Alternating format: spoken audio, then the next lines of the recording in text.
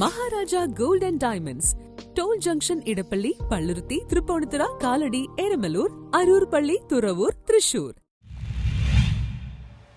പള്ളുരുത്തി ശ്രീ നാരായണ സമിതിയുടെ കർക്കിടക മാസാചരണം സമാപിച്ചു.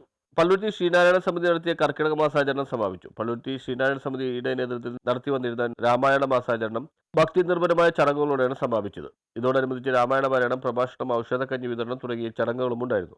മലയാള വർഷത്തിലെ അവസാനത്തെ മാസവും സൂര്യൻ ദക്ഷിണായനത്തിൽ എത്തി കർക്കിടക രാശിയിലൂടെ സഞ്ചരിക്കുന്ന മാസവും ഔഷധ സേവകർക്ക് പ്രാധാന്യമുള്ള മാസവും അങ്ങനെ ഒട്ടേറെ സവിശേഷതകളുള്ള മാസവുമാണ് കർക്കിടക മാസമെന്ന് ആചാര്യന്മാരായ എസ് ടി വിജയകുമാറും പ്രഭാഷകനായ നാരായണൻകുട്ടി മേനോനും പറഞ്ഞു.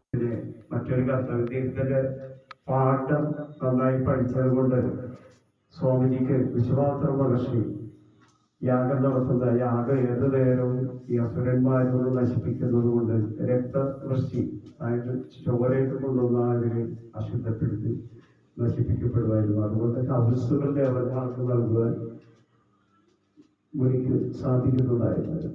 അപ്പൊ ഇത് സാധ്യമാകണമെങ്കിൽ അയോധ്യയുടെ ദശരഥന്റെ മൂത്തപുത്രനാകുന്ന മുൻ deputy mayor K R Premkumar, മുൻ കൗൺസിലർ തമ്പി സുബ്രഹ്മണ്യം, ശ്രീനാരായണ പ്രവർത്തകനായ ടി പി സുമൻ എന്നിവർ ചേർന്ന് ചടങ്ങിൽ ഭദ്രദീപം തെളിയിച്ചു. കാലഘട്ടത്തിന്റെ ആവശ്യകതയാണ് കർക്കിടക മാസം സൂചിപ്പിക്കുന്നതെന്ന് കെ ആർ പ്രേംകുമാർ പറഞ്ഞു. മുൻ കൗൺസിലർ ഗീതാ പ്രഭാകരൻ ഗുരുദേവ ചിത്രത്തിൽ പുഷ്പഹാരമണിയിച്ചു. രംഭ ബോസ്, ലളിതാരാജൻ, ആനന്ദവല്ലി മുരളി, മിനി രജിത് കുമാർ തുടങ്ങിയവർ ഗുരുദേവ കീർത്തനങ്ങൾ ആലപിച്ചു.